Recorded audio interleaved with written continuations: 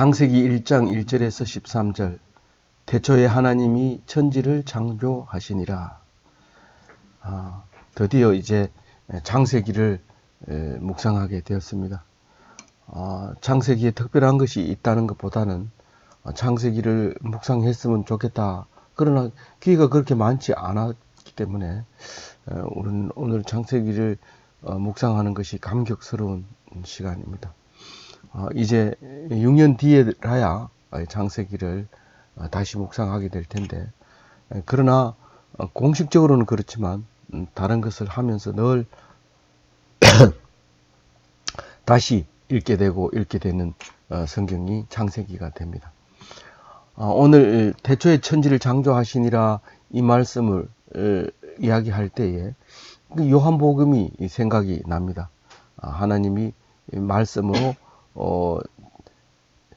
태초에 말씀이 계시니라, 이 말씀이 하나님과 함께 계셨으니 이 말씀은 곧 하나님이시니라, 그렇게 말한 이야기가 나옵니다. 그리고 그 하나님이라고 하는 분은 처음이요 알파요 오메가요, 처음이요 끝이요 시작이요 마지막이고 전부터 있었고 지금도 있었고 영원히 있을 하나님, 그 하나님이 천지를 창조하신 거다라고 얘기를 하지만, 사실 이 창세기 1장 1절 1장 1절을 읽으면서 어떤 생각을 합니까? 하나님이 진짜 있긴 있는가? 이렇게 질문을 할 때에 우리는 다시 한번 생각해야 됩니다. 천지를 창조하신 분, 누군가가 천지를 창조하셨는데 그분의 이름이 하나님, 엘로힘이다. 그 말을 우리는 잊지 말고 기억해야 될 것입니다. 그래서 하나님은 그러면 언제뿐이냐? 이 태초에, 영어로는 비기닝이라고 했는데, 태초에, 그럼 태초가 도대체 어떻게 됐냐? 사람이 가늠하지 못하지만 사람이 가늠할 수 있는 제일 처음, 생각할 수 있는 제일 처음을 태초라고 얘기를 하고 있죠. 우리가 생각하기 이상의 것은 우리는 성경에 기록을 할 수가 없기 때문에 안 됩니다. 하나님이 우리가 모르는 말을 갖다가 우리에게 말하지만 그건 못 알아듣는 거니까 우리는 태초라고 하는 거에 대해서 싸움을 해서는 안 되는 거죠. 우리가 생각이 미치는 제일 처음을 태초라고 얘기를 해야 됩니다. 근데 이게 창조하셨다라고 얘기를 했지만, 우리가 창세기라고 하는 것은 제네시스라고 해서 그 히브리어 맨 처음에 나온 글자를 이제 넣게 되는데, 베레시스라고 해서 그게 창세기인데, 여기서는 천지를 창조하시니라 할 때 이 창조는 영어로는 또 제네시스라는 말 안 쓰죠. 크리에이트라고 씁니다. 만들어낸다는 거죠. 사실은 이 창조는 하나님밖에 못하는 창조입니다. 우리는 크리에이트를 뭐 이렇게 프로그램 이름도 크리에이티브가 있고 뭐 크리에이트가 단어도 있고 하지만 우리는 창조를 못합니다. 뭐 창조 경제 하지만은 원래 있던 걸 갖다가 주워다 모아놓고 창조라고 얘기를 하는데, 그 창조는 창조가 아니죠. 없는 것을 만들 때, 무에서 유를 만들 때 그게 창조고, 다른 걸 갖다가 좀 모디파이 해서 좀 모양을 바꿔가지고 만드는 거는 창조가 아닙니다. 그런데 이 창조를 뭘로 하느냐 하면 명령으로, 말씀으로 합니다. 말씀으로 창조하는 것을 볼 수 있습니다. 2절에 보면 땅이 혼돈하고 공허하며 흑암이 깊음 위에 있고 하나님의 영은 수면 위에 운행하시니라. 이제 여기까지가 아침이 되고 저녁이 되고 아침이 되니 요 말에 해당이 안 되는 것 같아요. 2절까지는 하루에 자전하기 전에 이야기 같아요. 그러니까 사실 2절 말씀은 굉장히 긴데, 우리 지질학자들이 얘기하는 것이 지구의 나이를 45억 년으로 보고 있습니다.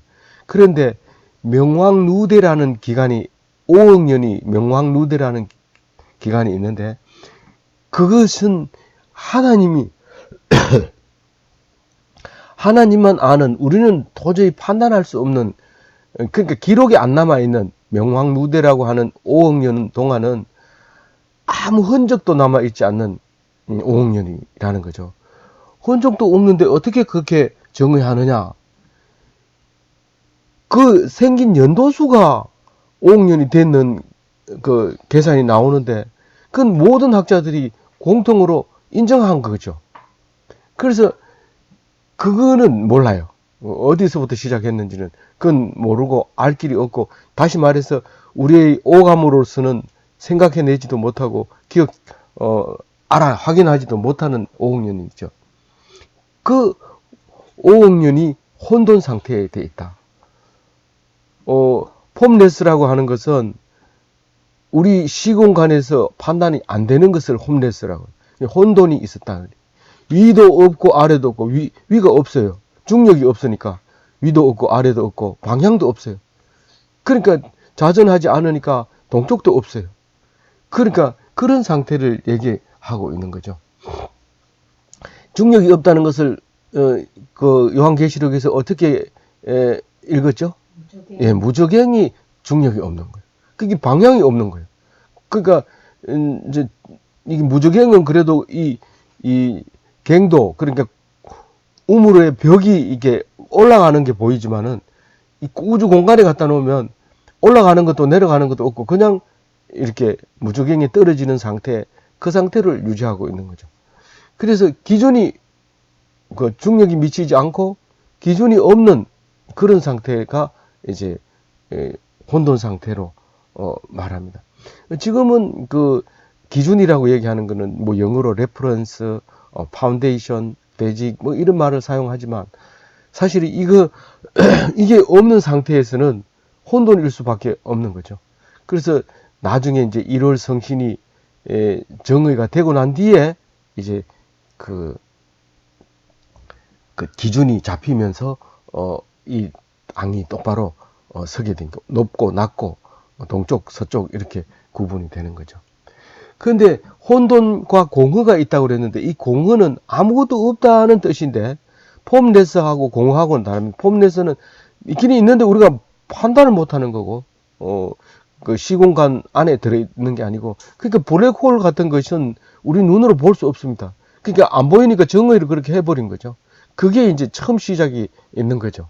그래서 공허는 영어로 보이드라고 표현을 했는데 아무것도 없는 이런 말인데 사실은 그 마그마의 바다가 그 5억 년 동안 마그마의 바다로 이루어졌다고 이제 보고 있는 거죠.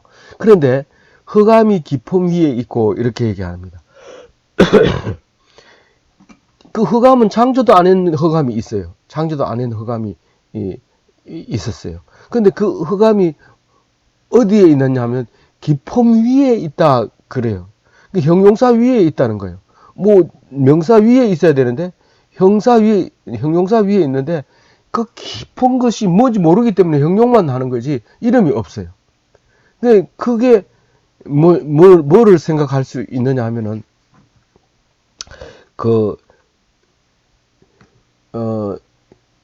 깊은 곳에서는 아직 그때는 빛을 창조하지 않았을 테니까 마그마가 뜨겁게 있습니다. 만약에 빛이 있다면 그 밑에는 뜨거운 빛이 있고 겉에는 마그마가 식어서 어둠이 깔려 있습니다. 그럼 겉으로 보면 어둠이 깔려 있죠. 그래서 깊은 곳에 빛을 낼 수 있는 마그마가 있고 그 위에 흑암이 있으면서 그 표면이 식은 그런 상태를 이제 이렇게 얘기할 수 있는 거죠. 근데 그 상태에서 아주 중요한 말을 하죠. 물과 하나님의 영에 대해서 얘기를 합니다. 하나님의 영은 수면 위에 있고 이렇게 얘기합니다. 그럼 물은 뭐냐 말이죠. 물은 그럼 창조도 안 했는데 있었느냐? 이 별하고 달하고 지구하고 동시에 생겼는데, 과학자들이 말하기에 동시에 생겼는데 달에는 물이 없습니다.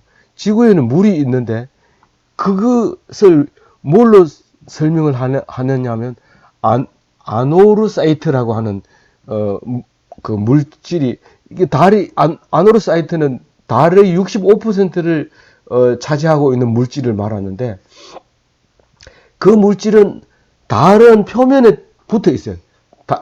하나님이, 사람이 달에 딱 착륙하면 먼지가 확 일어나서 이게 우주복에 달라붙는데 그게 제일 골치 아프대요. 근데 그게 아로노 사이트인데 지구에서는 유일하게 해저 아주 깊은 바다에만 그게 있다는 거예요.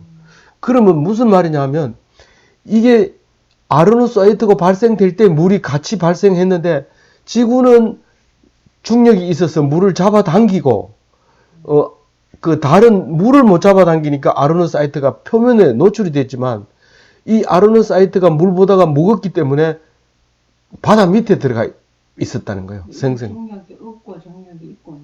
그렇죠. 그러니까 이제 물이 생기니까 아로노 사이트하고 같이 물이 생기면서 지구는 물을 잡아당겨서 사람이 살게 되지만 다른 물을 못 잡아당겨서 이제 저렇게 아로노 사이트만 표면을 덮고 있다. 이제 그렇게 이제 그런 거죠. 그러니까 그런데 문제는 왜 처음부터 물과 하나님의 영을 얘기하느냐?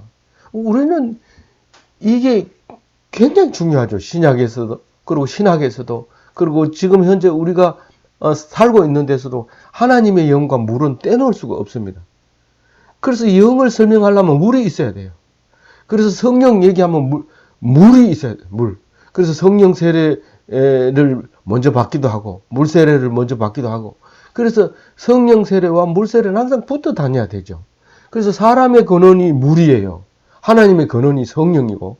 그런데 사람의 근원이 왜 물이냐 하면 사람의 70%가 물로 돼 있어요. 여기 뒤에 이제 하나님이 이제 물과 육지로 나누는데 지구에도 60%가 물이에요. 30%가 땅이고요. 그래서 땅이 사람을 많이 닮았고 이걸 또 그 기본으로 하고 있는 종교가 있어요.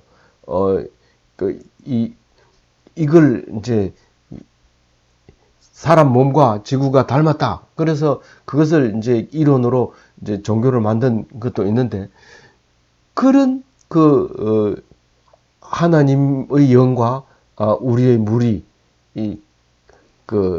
조화를 이루고 우리가 성령을 설명할 때 물로 설명할 수 있다 하는 것은 앞으로 계속 이제 묵상하게 될 겁니다.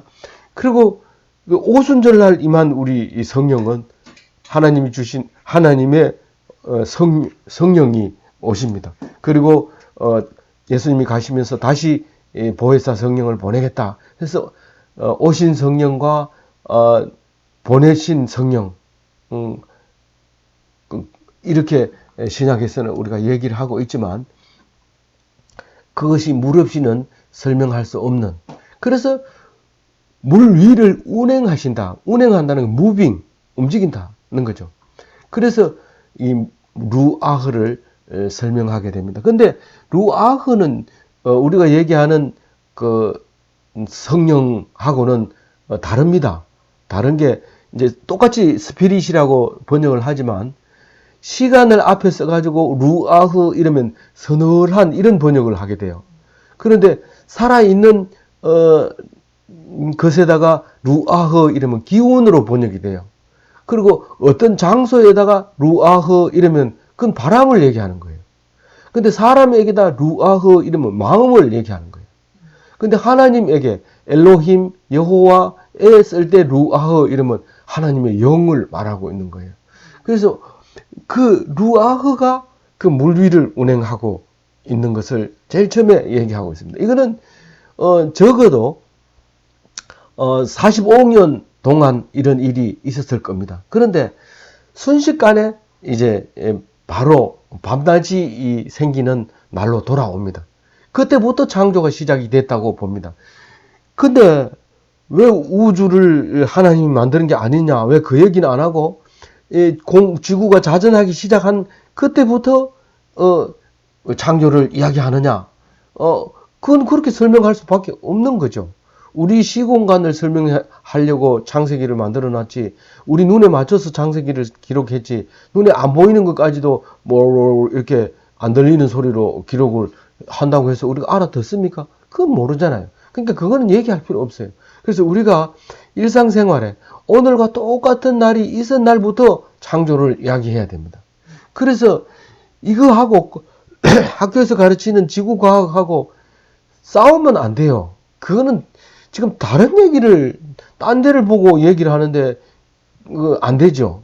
할머니 할아버지가 앉아 있으면 자꾸 자기 얘기만 하고 자기 큰 소리 치고 이러는데 서로 딴 얘기를 하고 있으면 안 됩니다. 그래서 그래도 싸우면 안 돼요. 노인들이 일수록 가까이 하고 노인들이 이 뽀뽀하는 거 보면 참 아름다워요. 근데 젊은 사람도 아름답지만 하여튼 늙어서 싸운 것보다는 사이 좋은 게 더 좋아요. 그래서 싸우지 말고 우리가 3절부터 이제 매일매일 시작이 됩니다. 무슨 말이냐면 시공간의 창조가 시작이 된단 말이에요. 그 전에 거는 블랙홀이라고도 하고 안 보이니까 뭐 힉스라고도 하고 막 이런 이름을 계속 붙이는데 그 전에 거는 사실 잘 모르고 기본 바탕은 하나님과 물이 있었다. 아니, 영과 물이 있었다는 것만 딱 얘기하고 그 다음에 창조의 첫날이 3절부터 이제 5절까지 얘기를 하는데 우리가 시공간이라 하면 뭘까요? 제일 큰 게 은하계, 지금 우리 눈으로 볼 수 있는 그 은하계 밖의 거를 보고 있는데, 그건 엄청난 망원경으로 봐야 되는 거예요. 어쨌든, 여기서 말하는 거는 은하계에서부터 시작해서 바이러스. 이 바이러스는 그냥 볼 수 있는 게 아니라 현미경으로 봐야 보여요. 그런데도 그 사이에 있는 그 창조에 대해서 이야기를 하고 있는 거지, 그 밖에 있는 거는 우리는, 이 성경에서 찾을 수가 없습니다. 1, 2절이 전부입니다. 근데 3절에 첫날에 보면 빛을 창조했다 그래요. 최초 창조한 게 뭐냐라고 물었을 때 항상 빛 이렇게 얘기해야 됩니다. 빛 이거 문제가 나오거든 빛이라고 대답을 해야 됩니다. 그러면 이 빛은 최초의 시공간을 만들어 주는데 빛이 없으면 우리는 알 수가 없습니다. 빛이 없어 가지고 요즘 그 스텔라라든가 이런 영화를 보면 빛으로 판단하는 게 아니라 진동으로 알아내고 중력으로 알아내고 그렇게 세상 그 지구 밖에 있는 걸 알아내기도 하는데 오늘 3절부터 얘기하는 창조 이론은 창조 말씀은 빛을 기준으로 해서 설명을 합니다. 빛이 없는 창조는 없는 거죠. 시공간만 이야기하고 있는 거죠. 그래서 이 시공간 빛을 뭘로 창조한다고요? 명령으로, 말씀으로 그렇게 창조를 하는데 제일 먼저 했는 게 뭐라고요? 빛을 창조했습니다. 그러니까 마다들과 같은 그 빛을 좋아하실까요? 싫어하실까요? 이 빛을 가지고 우리를 구분하게 되는 겁니다. 구별을 하기 위한 첫 번째가 빛입니다. 그러니까 구별하는 행동이 이 빛에 속한지 어둠에 속한지 그걸 가지고 구분을 한다는 거예요. 그래서 거룩의 모형을 이제 빛으로 잡아서 이스라엘을 나중에 구별할 때 이 빛을 창조한 것처럼 창조하시고 빛을 구별한 것처럼 구별하시는 것을 말하려고 미리 제일 먼저 만든 것이 빛이라는 거죠. 그런데 빛 이러면 해가 자꾸 생각이 나지만 사실 해가 없어도 빛은 있습니다. 마그마에서도 빛이 나고 뭐 온갖 빛이 있는데 이제 나중에 해를 만들어서 그 빛을 이제 우리가 이용하는 것 뿐이고 그 햇빛이 전부인 줄 아는데 전혀 그렇지 않죠. 그런데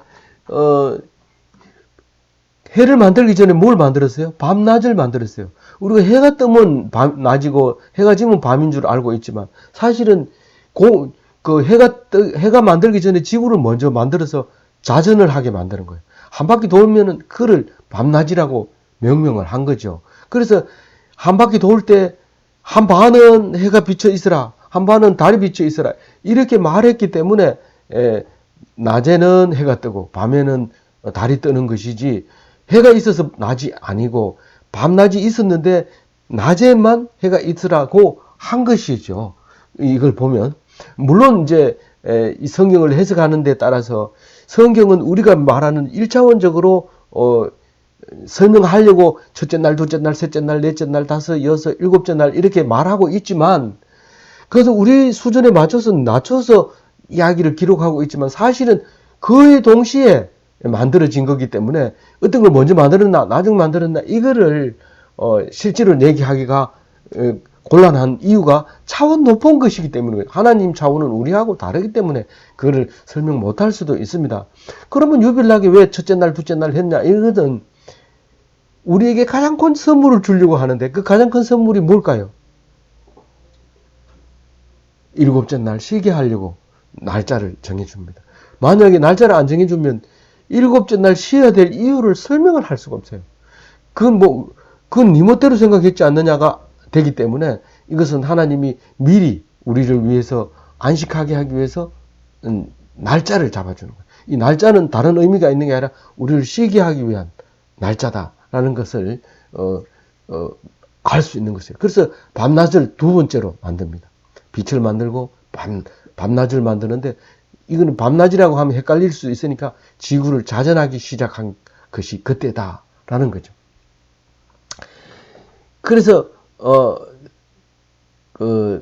태양이 없는 상태에서 지구를 자전하게 했다 하는 얘기가 3절에. 그러면 3절이라는 얘기는 첫째 날에 두 가지를 만들었다고요? 뭘요? 사실을 만든 건 아니에요. 그걸 명령을 한 거예요. 명명. 밤과 낮을 명명한 거고 빛은 창조한 거고. 이게 전부 창조한 것 같은데 그게 아니고 명명한 것이에요. 사람이 명명한 게 있고 하나님이 명명한 게 있어요. 이름을 붙인 게 있어요. 그게 밤과 낮을 하나님이 붙여주시고 빛을 창조하고 창조는 한 가지 하고 명명은 한 가지 하고 이게 첫날에 한 일입니다. 그 다음에 6절에 보면 두 번째 날이 있어요. 두 번째 날에는 궁창을 창조했어요. 하늘이 아니고 궁창입니까? 궁창이에요. 궁창을 먼저 만듭니다. 지금 우리가 궁창은 바로 하늘이다. 그리고 10절에 가서도, 이제 뭡니까?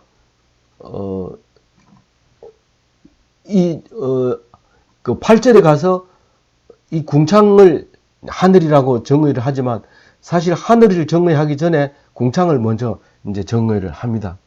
그런데 이 궁창을 읽어보면 6절 읽어볼게요. 같이요. 하나님이 이르시되 물 가운데 궁창이 있어 물과 네.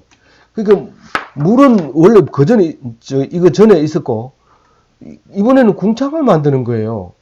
물을 만드는 게 아니고 그래서 이 궁창을 어디서 만드냐면 물로 이렇게 가득 덮인 이 지구가 있었는데 그 가운데를 딱 이렇게 잘라가지고 그 가운데다 궁창을 딱 만드는. 어떤 사람은 이렇게 얘기해요. 대접 같은 걸로 이렇게 지구를 덮었는데 그 대접이 궁창이다. 이렇게 표현을 하는데 그 궁창 밖에 물과 궁창 안에 물로 이렇게 두 개로 나누어 가지고 그 안에 있는 공간을 이제 하늘이라고 정의를 하게 되죠. 그런데 이 첫째 날에 궁창을 만들어 놓고는요. 둘째 날에는 그냥 말씀이 성취됐다. 이렇게 얘기를 10절에는 명령하니까 그대로 됐다. 9절에 그대로 됐다. 이렇게 얘기하죠. 근데 이게 이제 11장 전에 홍수가 있잖아요. 홍수가 있는데 그 홍수 때 얘기를 노아 홍수 때를 보면 홍수가 날 때 바닥에서 큰 기품의 샘물이 터지고 하늘에서 창문이 열려 이렇게 말합니다. 그런데 그 영화에도 보면 하늘에서 쏟아지고 밑에서 이 바닥에서 땅에서 물이 하늘로 치솟는 이야기 그 화면이 나옵니다. 그러니까 하늘 위에 궁창과 하늘 아래 궁창 위에 물과 궁창 아래 물로 나눠 놓고는 그만 육지를 따로 만들어 버린 거죠. 육지를 따로.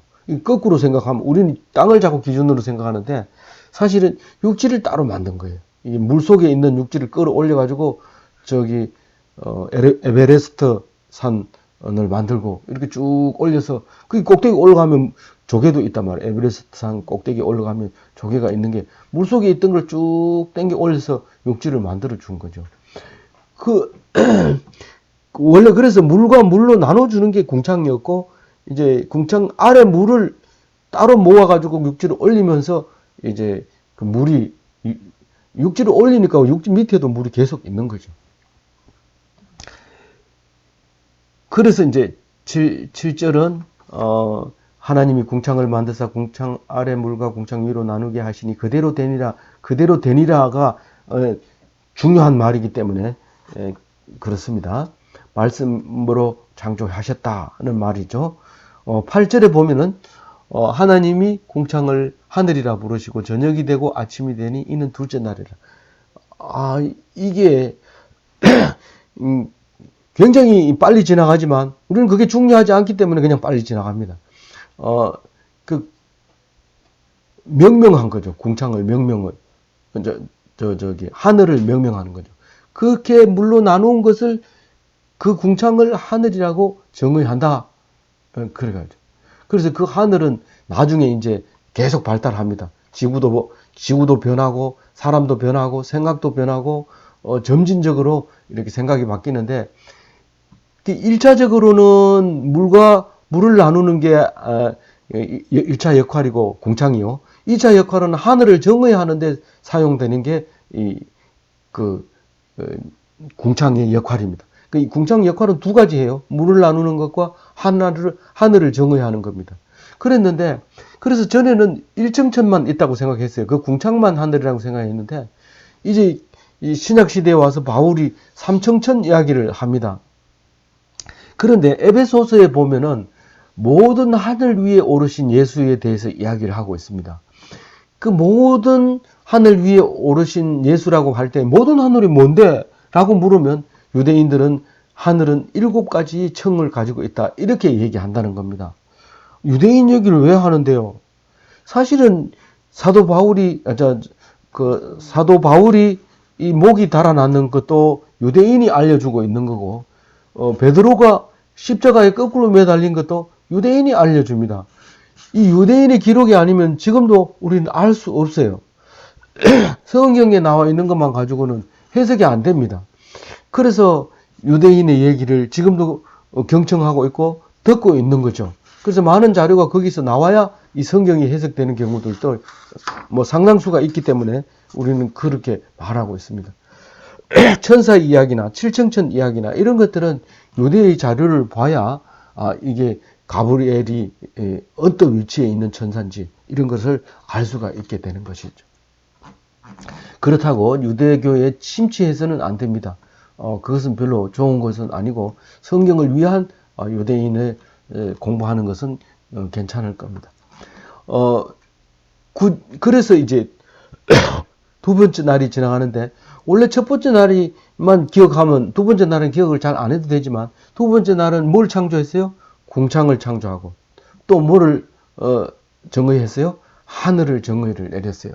그게 둘째 날 하는 일입니다. 셋째 날은 뭐 했을까요? 이제 아까 얘기했는 대로 육지를 따로 모았어요. 모아서 원래 물 속에 들어 있었는데 쭉 당겨 올려서 올리고 에베레스트처럼 높은 산을 만들어 줬어요. 쭉. 그래서 지질학자들은 지금도 계속 에베레스트는 올라간다고 그래요. 다른 그 땅에서 이렇게 판이 올라서 밀어서 자꾸 올라간다고. 그래서 옛날에 등정했던 사람이 기록은 깨집니다.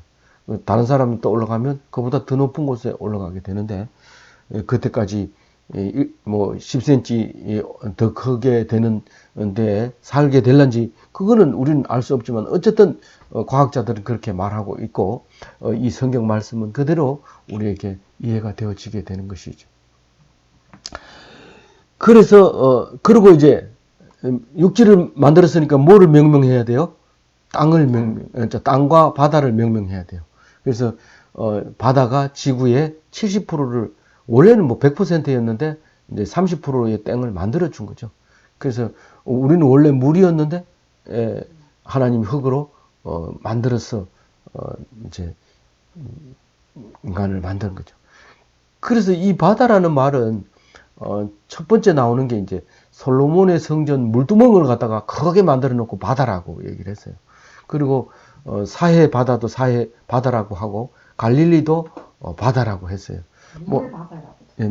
큰 물을 바다라고 했으니까 그런 정의를 그대로 가져온 것 같아요. 그리고 11절에 보면 같이 읽어봅니다. 하나님이 이르시되 땅은 풀과 씨 맺는 채소와 각기 종류대로 씨 가진 맺는 나무를 내라 하시니 그대로 되니라. 이게 이제 엄청난 하나님의 이제 역사가 되는 거죠. 풀과 채소와 나무에게 명령을 내립니다. 창조한 게 아니고 명령을 내립니다. 명령하는 거나 마찬가지예요. 명령을 내립니다. 내라, 놔사라는 말인데 돋아나라 이런 겁니다. 근데 뭐 눈으로 볼 때는 아무도 없는데 돋아나라 하니까 쫙 땅에서 올라오는 거죠. 그걸 영어로 이제 스프링, 그래서 튀어 올라온다. 스프링처럼 이렇게 장전했다가 탁 튀어 올라오는 것 같아요. 어제는 괜찮은데 아침 가보면 딱 올라와 있거든. 그 천천히 촬영해서 빨리 돌리면 팍팍 튀어 올라옵니다. 흙을 탁탁 제키고. 근데 그렇게 하나님이 명령하니까 올라왔더라. 근데 그걸 창조했다고 하지 않고 내라 했다는 거죠.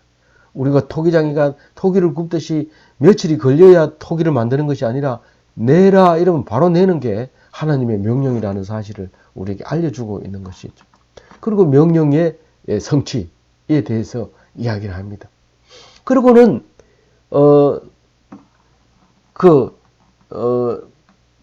12절에 보면 열매를 좋아했다. 열매가 맺히는 것을, 열매 맺는 것을 좋아했다는 거예요. 그래서 하나님이 우리가 열매 맺는 걸 좋아하지 않을 리가 없죠. 우리가 열매 맺는 걸 그렇게 좋아하시는 거예요. 그리고 또 뭘 좋아했어요? 육지를 구별해 놓고는 좋아했어요. 그 물 속에다가, 우리가 성경 속의 이야기는, 물 속의 이야기는 거의 안 합니다. 뭐, 그 리오야단에게 맡겨버리고, 그 바다 속은 리오야단이 니 알아서 해라. 그러고, 땅 위에 있는 이야기만 계속 하나님이 말씀하시고 있잖아요. 그래서 그걸 좋아하신 거죠. 육지를 구별한 걸 좋아하시고. 제일 처음 좋아한 건 뭐예요? 빛을 창조하고 좋아하셨죠. 그렇죠? 예. 그래서 오늘은 하나님이 좋아하신 게 세 가지인데, 첫째는 빛을 좋아하셨고, 두 번째는 육지를 좋아하셨고, 세 번째는 열매를 좋아하셨다. 그게 기억을 해야지 나중에 하나님이 뭐를 좋아하시지? 할머니는 인절미를 좋아하셨는데, 이렇게 하면서 좋아하시는 걸 가지고 있으면 생각나고, 하나님 앞에 열매 가지고 하고, 또 여러 가지, 그건 나중에 이제 또 점점 가면서 얘기하기로 하고, 그 빛을 좋아하시고, 육지를 좋아하는 얘기는 나중에 또 하겠습니다. 그리고 마지막에 13절 읽어봅니다. 저녁이 되고 아침이 되니 이는 셋째 날이라. 이게 벌써 3일째가 됐잖아요. 근데 저녁이 되고 아침이 된다는 것은 무슨 말일까요? 어떤 문학평론가는 저녁이 되고 아침이 되니 시가 있었다. 이런 책 제목을 내서 많은 사람에게 읽혀지게 합니다. 우리는 잘 안 읽는 책이지만은 거긴 뭐 별로 중요한 얘기가 아니라 제목이 저녁이 되고 아침이 되니 이래서 이제 눈길을 끌게 됐는데, 하나님과 우리하고 다른 것이 있다면 바로 저녁이 되고 아침이 되니 이 시간입니다. 우리는 정신을 똑바로 차리고 있으면 하나님과 동일합니다. 그런데 사람은 하나님과 다른 것은 자야 됩니다. 저녁이 되면 자야 되고 아침이 되면 깨어야 돼. 그게 살아있는 사람이지, 저녁이 잠만 자고 아침에 안 일어나도 안 되는 거고, 잠을 안 자고 하나님처럼 저녁이 되고 아침이 될 때까지 계속 일을 하신다면 그건 사람이 아니죠.